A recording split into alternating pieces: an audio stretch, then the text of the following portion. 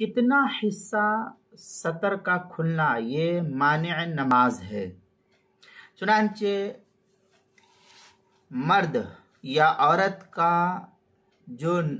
क्या नाम है हिस्सा सत्र औरत बयान किया गया है। मैंने कई एक वीडियो के अंदर औरत और मर्द के जो आज़ा है उनमें से कौन कौन से आज़ा मर्द के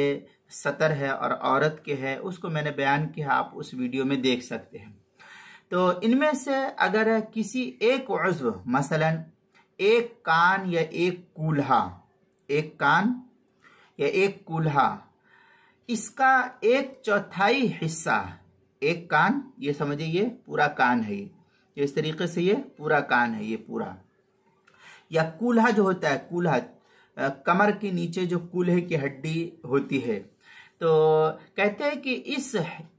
कान का 1/4 हिस्सा, इस कान को 4 हिस्सों में डिवाइड कर लीजिए। फर्ज कीजिए कि ये मेरी उंगली ये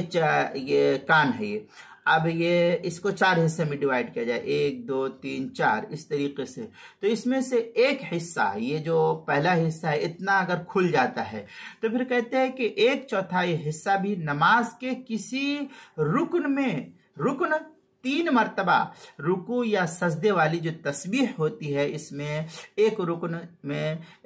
3 मर्तबा तस्बीह सुबहान रब्बियल आला या सुबहान रब्बियल अजीम वगैरह जो है ये जो पढ़ा जाता है, तो किसी रुकन में 3 मर्तबा रुकू या सजदे वाली तस्बीह पढ़ने के वक़्त अगर खुल जाए तो इस सूरत में नमाज सही नहीं होगी।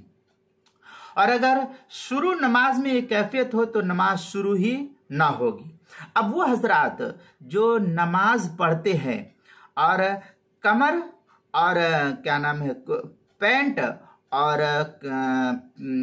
शर्ट के दरमियान या टी शर्ट के दरमियान जो इतना गैप रहता है, जब सजदा करता है बंदा तो सजदे के दरमियान जो पीछे का हिस्सा है चूतड़ का हिस्सा ये और इधर पीठ का हिस्सा, इस दोनों के दरमियान जो बनियाइन से बीच में खला बाकी रह जाता है। अक्सर ऐसा होता है कि लोग नमाज पढ़ने आते हैं तो बनियान या जो टी शर्ट वगैरह पहने रहते हैं या शर्ट वगैरह पहने रहते हैं छोटी होती है, तो अब जब सजदे में गया तो सजदे में जाने की वजह से यह हिस्सा इतना सरक करके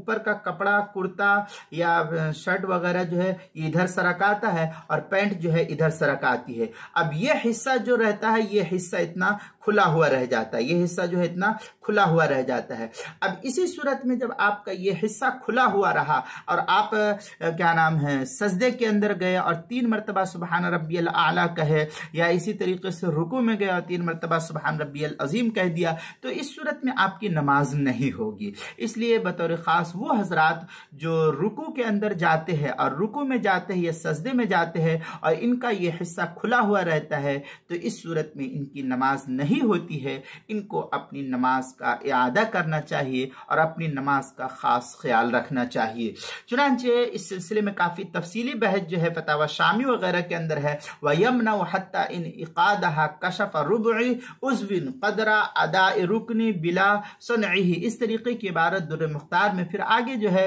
वज़ालिका क़दरा सलास तस्बीहात वअलम अन्न हादा तफसील फिल इंकिशाफिल हादिस फी असनाइ सलाह वगैरह जो है इबारत नकल की है फतावा शामी, जो बैरूत का छपा हुआ नुस्खा है उसकी दूसरी सफ़ा 74 और 75 पर, और फतावा शामी जो जकरिया बुक डिपो देवबंद का हिंदी नुस्खा है उसकी दूसरी सफ़ा 82, नूरुल ईज़ाह उसके सफ़ा 68, अल बहरुर राइक जो जकरिया बुक डिपो देवबंद का हिंदी नुस्खा उसकी पहली सफ़ा 471, फतावा तातार खानिया जो पुराना छपा हुआ नुस्खा है कराची का उसकी पहली सफ़ा 413, और जो नया छपा हुआ नुस्खा है फतावा तातार खानिया का जकरिया बुक डिपो देवबंद का हिंदी नुस्खा उसकी दूसरी सफ़ा 23, मसला नंबर 1547, किताबुल मसाइल उसकी पहली जिल्द सफ़ा 271 पर भी इसको नकल किया गया है, वहां देख सकते हैं इस सिलसिले में बहस को।